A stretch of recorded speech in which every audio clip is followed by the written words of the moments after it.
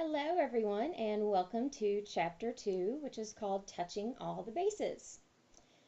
I wanted to do my lecture this time a little bit differently. I'm going to actually be taking you guys page by page through Chapter 2 and doing a mini lecture. I want to start out by highlighting, and that's what this yellow is. Anytime you see the yellow, that's me doing a highlight. But I wanted to highlight the things that lead to success. And I know it says community college success, but I'll be honest, it's any college success.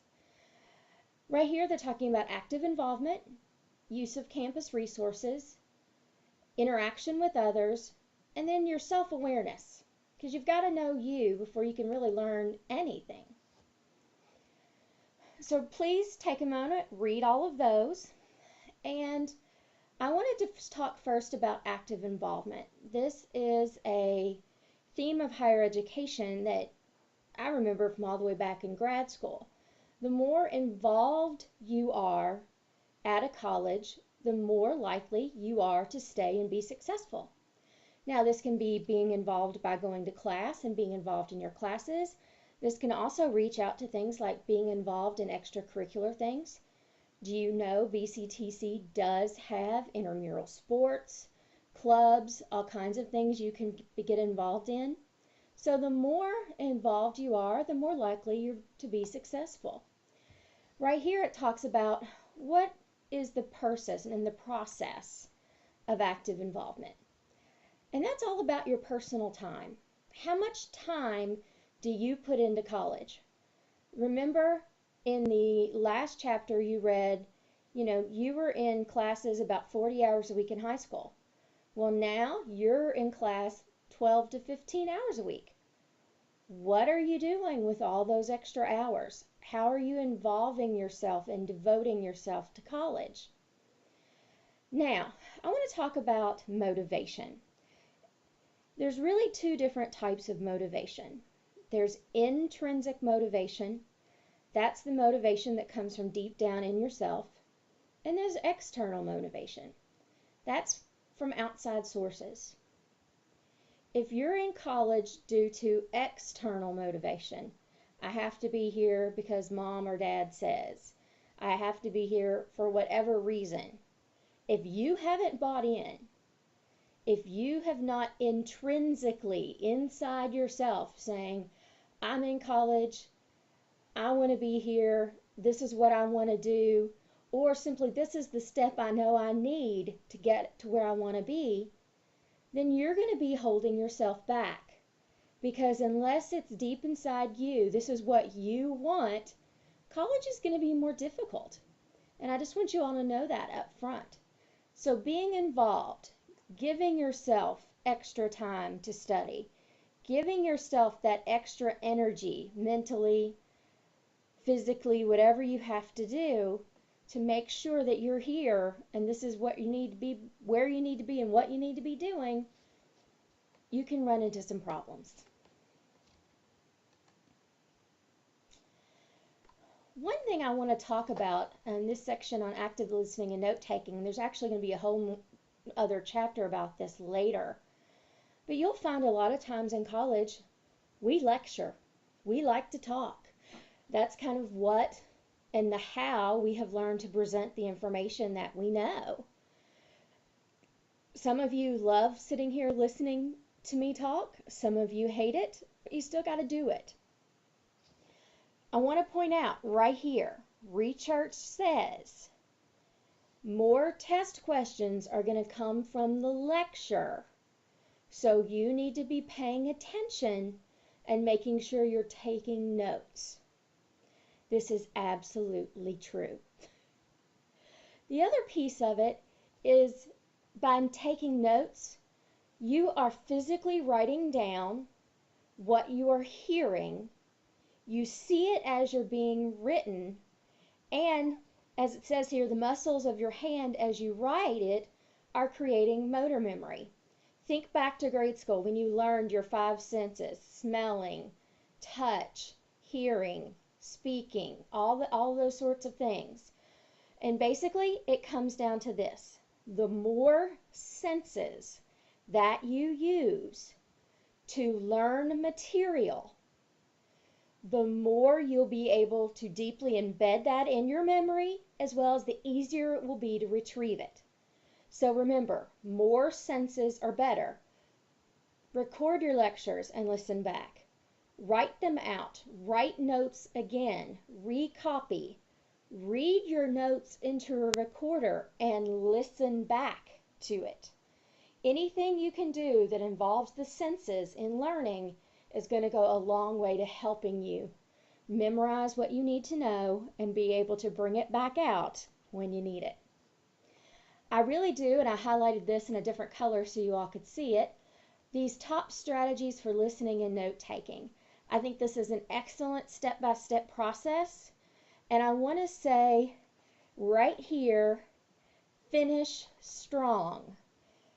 I can't emphasize this one enough.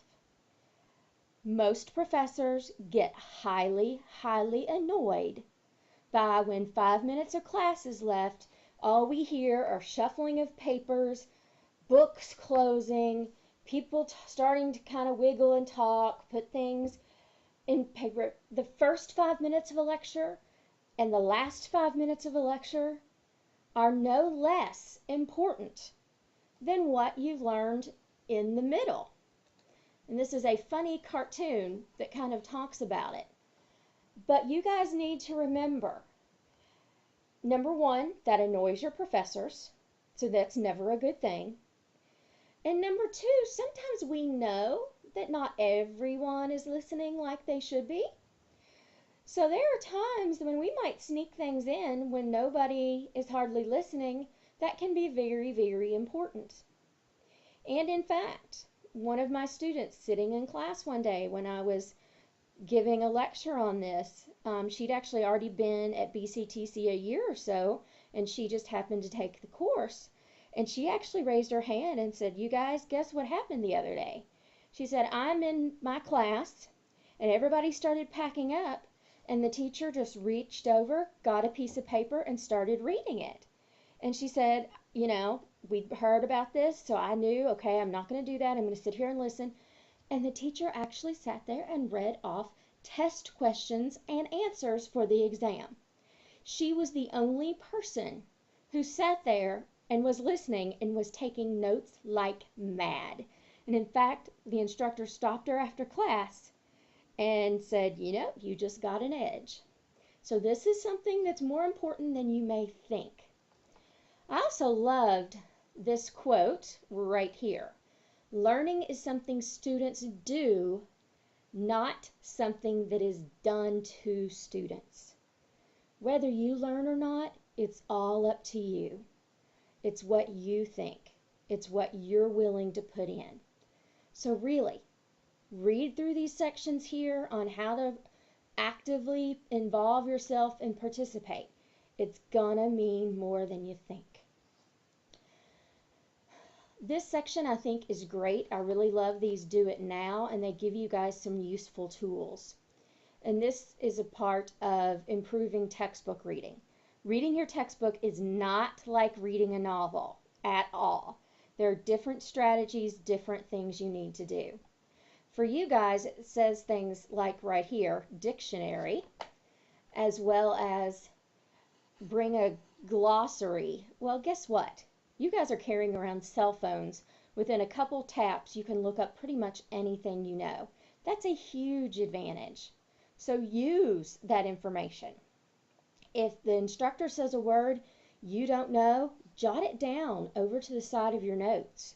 Go back, search it later. Always, always, always make sure you understand what's going on. This next section is talking about campus resources. Campus resources are free. They are there for you to use. Some of these resources can have a high dollar value, such as counseling out in the real world. You can pay $100, $200 an hour to go get help with some of these things that you as a college student get to walk in and do for free. Everything from, and I want to show these to you, talks about the things on campus here.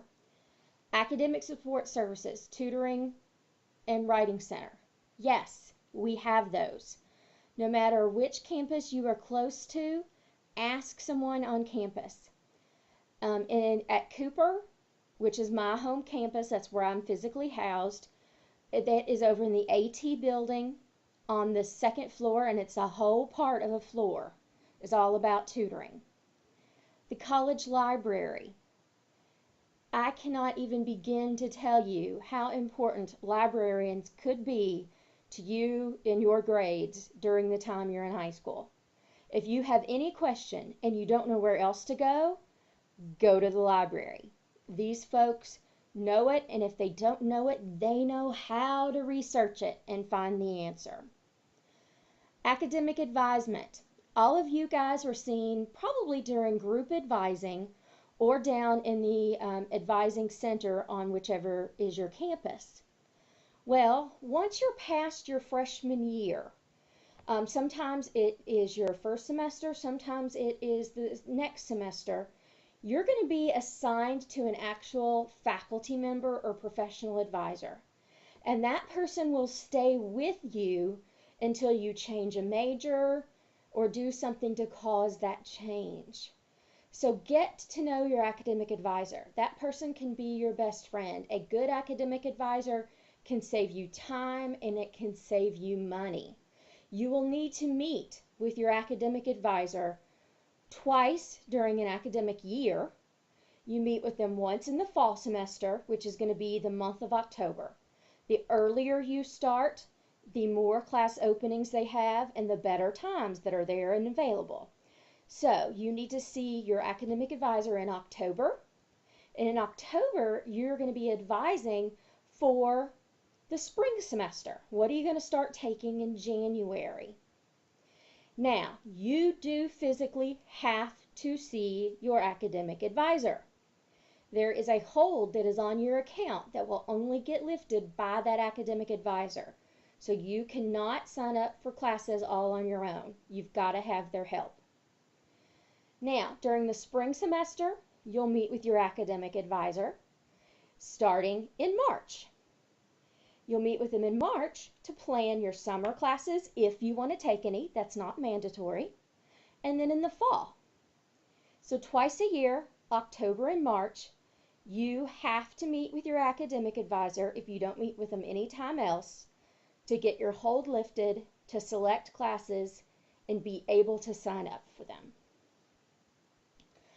Some other things on here, student development services. Basically, go to the BCTC website or the website of whichever KCTCS college that you're at and click on current students. That current students page is going to show you all the different resources that are out there. We do have disability services for students that either have physical, mental, or learning disabilities, but they can also help out a student who maybe breaks a leg. They can help with special parking. So make sure to get help from them if you need it. The next service, financial aid. Most of you have already been introduced to this concept. This is a federal program. We administer it, but we're not in charge of it. The federal government is in charge. And the counseling center. We have at Bluegrass career and counseling services. Career services helps you pick out a college major, and also they can help you with resume writing, all of those sorts of things, help you look for a job, all that fun stuff, as well as we do some personal counseling on a limited basis if you're in some kind of upsetting situation or crisis. They're there, it's confidential, and it is free. All of these things are free for students. This is the end of part 1. Look again to the next video for part 2.